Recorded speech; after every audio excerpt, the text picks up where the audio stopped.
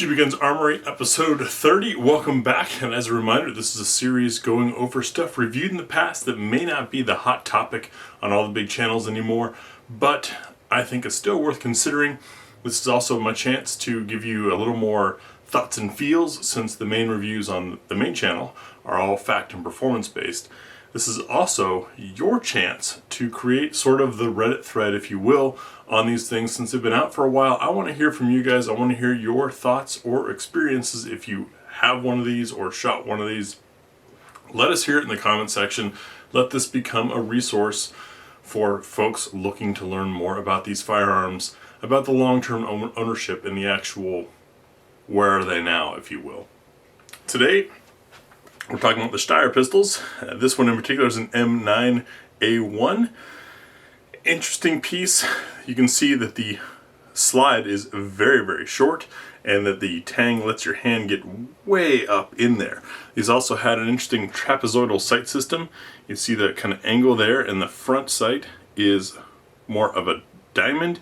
You line all of that up, and when it's flush, that's really hard to do on camera, you're on target. It's an interesting setup.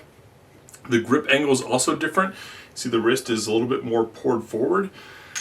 Triggers on these were duty weight, but not bad. Our take up is all in the dingus. Good break.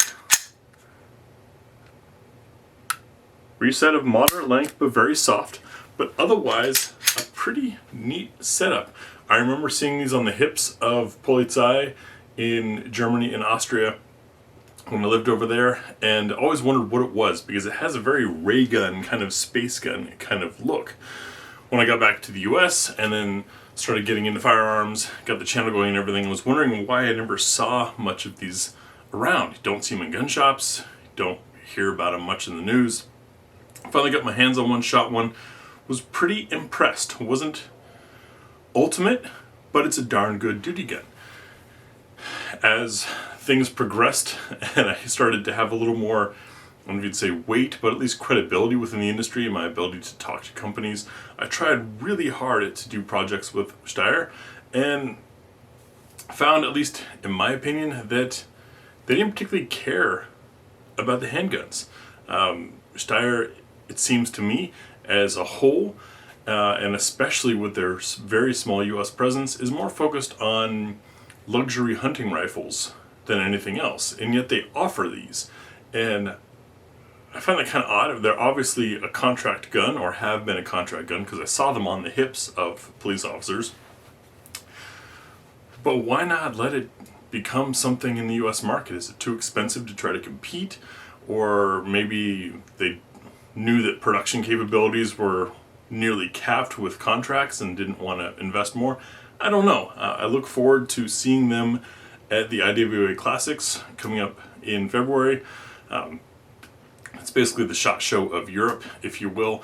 I've always wanted to go. I set a goal last year and been scraping pennies together, and I'm going this year. So you guys on the main channel can look forward to some coverage about that in the future. But back to these things. Their obscurity kind of made them a cult gun, and then as time went on and more advancements happened on the general consumer market in the US, they sort of started to have a dated feel and kind of got left behind. And about the time it seemed that all was lost for Steyr pistols, aside from collector geeks like myself, they came out with the A2s, an improved version. I have one of those.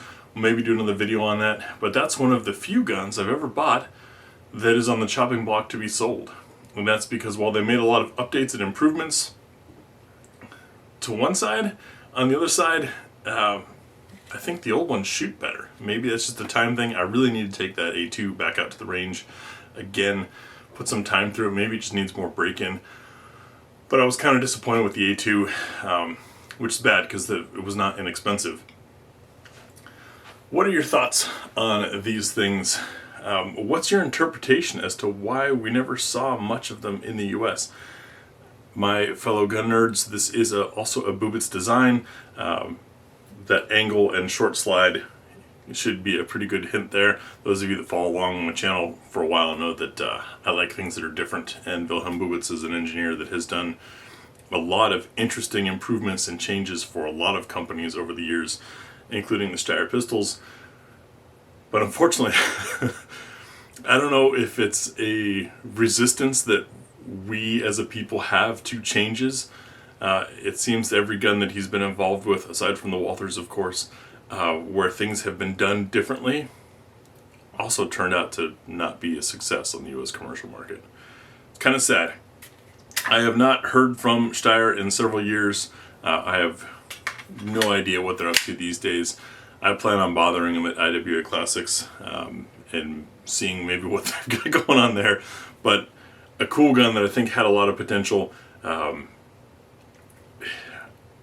It feels to me like if they'd spent a little more effort with the US consumer market, that we'd see more of them around and become more of a norm instead of an oddball, what the heck is that gun? Which is really unfortunate because it was, I think, overall a pretty good gun. That's topic 30 for the GBGuns Armory series. Thanks for watching. Please let us know your thoughts. Share. Let's build that library. And we'll see you tomorrow.